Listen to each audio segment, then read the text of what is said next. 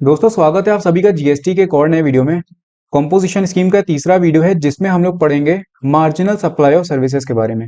इसके पहले मैंने दो वीडियोस ऑलरेडी बना दिए कॉम्पोजिशन स्कीम पे। तो फर्स्ट टू वीडियोस में मैंने आपको कॉम्पोजिशन स्कीम के कॉन्सेप्ट के बारे में बता दिया है, साथ में कितना टर्नओवर लिमिट आपका होना चाहिए अगर आपको रजिस्ट्रेशन करवाना है।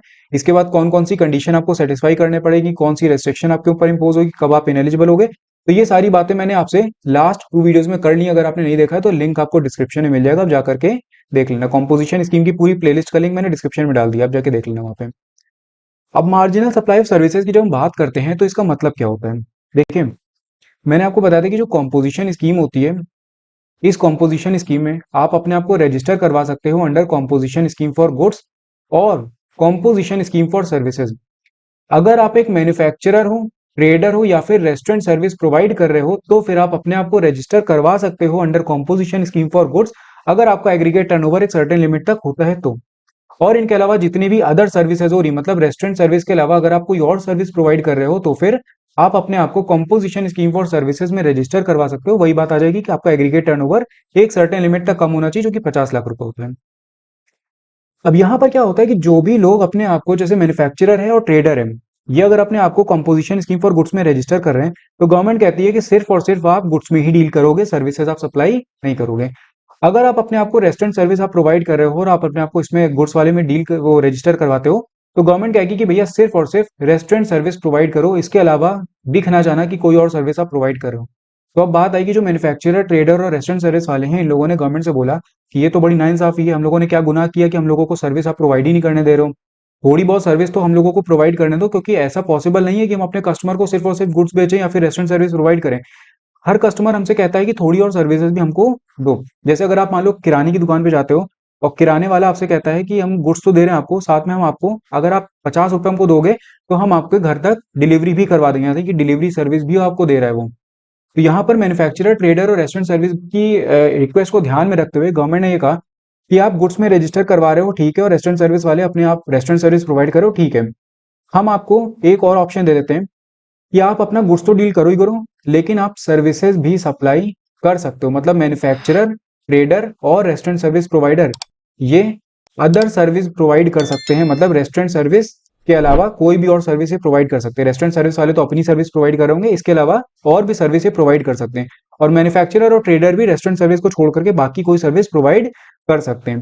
तो ये होता है हमारा मार्जिनल सप्लाई ऑफ सर्विस, जहां पर गवर्नमेंट आपसे कहती है कि आप गुड्स में डील कर रहे हो ठीक है, आप रेस्टोरेंट सर्विस प्रोवाइड करो ठीक है, आप इनके अलावा सर्विसेज भी सप्लाई कर सकते हो, लेकिन एक सर्टेन लिमिट तक। अब वो सर्टेन लिमिट क्या है वो हम अभी आगे वीडियो में देखेंगे।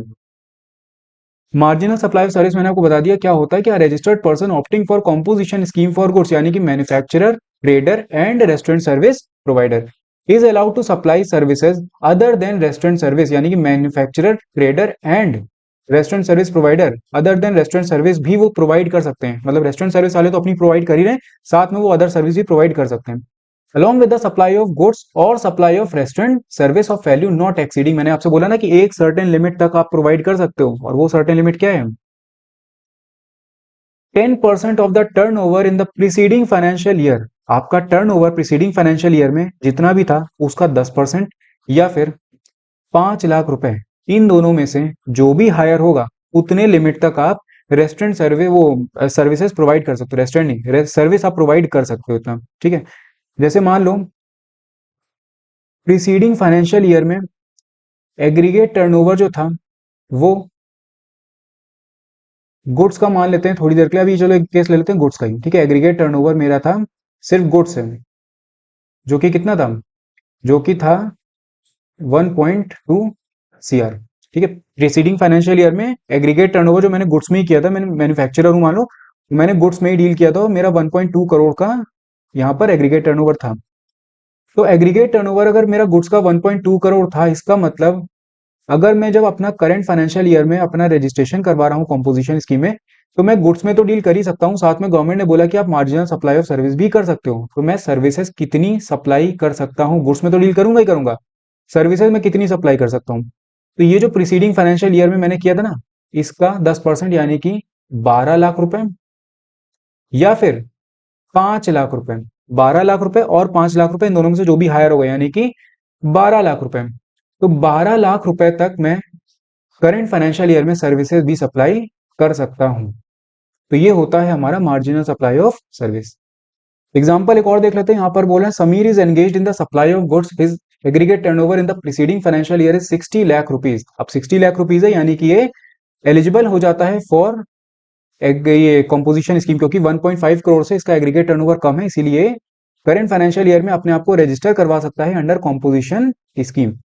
Further in the current financial year he can supply service other than restaurant service, मतलब रेस्टोरेंट सर्विस को छोड़ करके अदर सर्विसेज ये प्रोवाइड कर सकता है up to a value not exceeding कितना, 60 लाख रुपए, क्योंकि प्रीसीडिंग फाइनेंशियल ईयर में इसने किया था तो 60 लाख का 10% यानी कि कितना, 6 लाख रुपए, और 5 लाख रुपए, इन दोनों में से जो भी हायर होगा कितना, 6 लाख रुपए।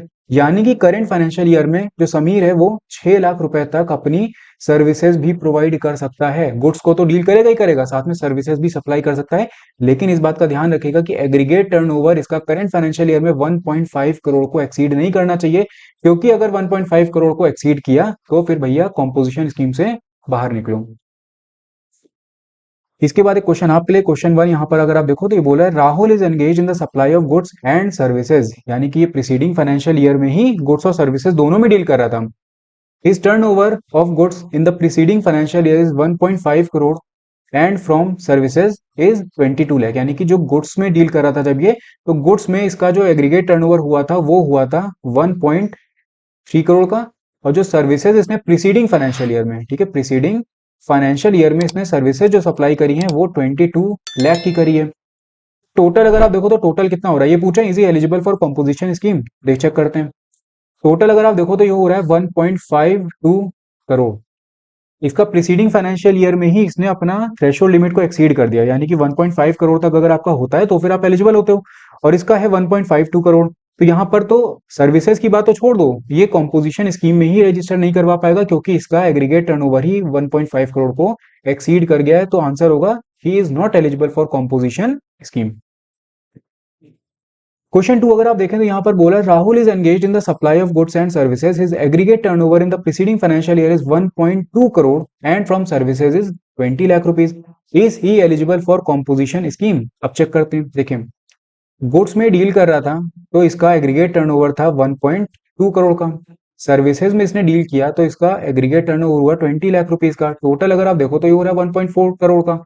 अब आप बोलोगे कि इसका प्रीसीडिंग फाइनेंशियल ईयर में एग्रीगेट टर्नओवर 1.5 करोड़ रुपए से कम है, यानी कि 1.4 करोड़ रुपए, तो आप बोलोगे कि कॉम्पोजिशन स्कीम के लिए तो एलिजिबल हो गया, तो आंसर इज नो। क्यों? क्योंकि 1.4 करोड़ का अगर आप 10% देखो, ठीक है, हम सिर्फ करंट फाइनेंशियल ईयर की बात नहीं कर रहे हैं, हम प्रीसीडिंग की भी बात करते हैं। प्रीसीडिंग में इसका कितना था, तो प्रीसीडिंग में इसका 1.4 करोड़ का इसका एग्रीगेट टर्नओवर था, गुड्स और सर्विस दोनों को मिला के 10% अगर आप देखो तो ये हो रहा है 14 लाख रुपए।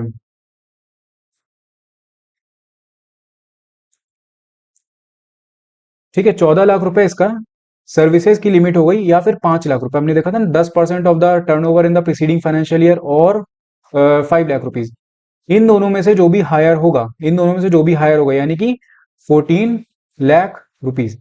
तो 14 लाख रुपीज तक ये करंट फाइनेंशियल ईयर में प्रोवाइड कर सकता था अगर ये कॉम्पोजिशन स्कीम में रजिस्टर करवा पाता तो, लेकिन ये रजिस्टर नहीं करवा पाया क्योंकि इसका जो सर्विसेज ये सप्लाई कर रहा था वो 20 लाख रुपए था। कंफ्यूज मत होना, 1.4 करोड़ इसका प्रीसीडिंग फाइनेंशियल ईयर में गुड्स में था और 20 लाख रुपए सर्विसेज में था।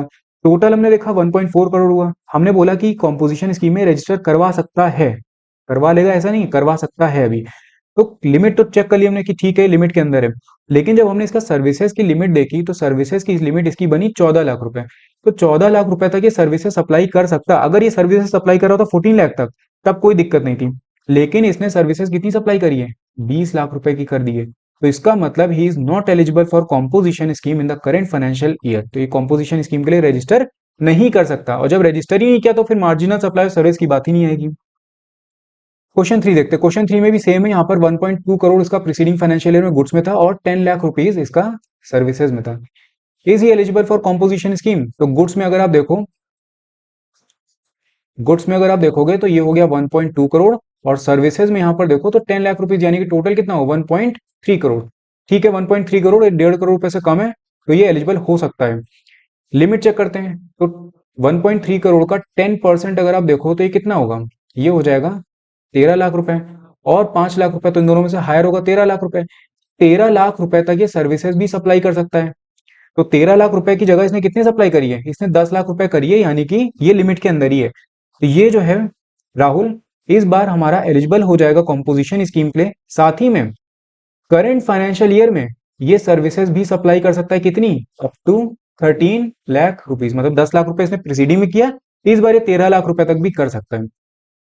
तो ये होता है हमारा मार्जिनल सप्लाई ऑफ सर्विसेज का पूरा कॉन्सेप्ट। कहीं पर किसी भी तरीके का आपको डाउट हो आप कमेंट करके पूछ सकते हो। बाकी अगर आपको वीडियो पसंद आया तो उसको लाइक करना मत भूलिएगा, साथ में चैनल को सब्सक्राइब कर दीजिएगा।